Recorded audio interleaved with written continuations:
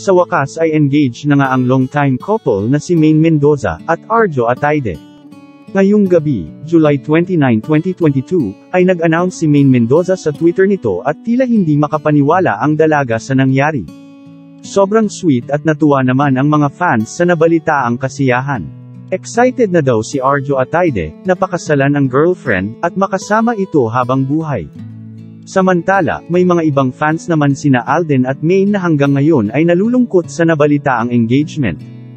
Kahit ganun pa man ay wala na silang magagawa kung si Arjo ang pinili ni Maine, na makasama habang buhay. Panahon na daw para mag-move on ang Aldab fans, at tanggapin na hindi magkakasama bilang magkasintahan sina Alden at Maine. Samantala, walang paglagyan ang tuwa ni Maine Mendoza, sa naganap na proposal.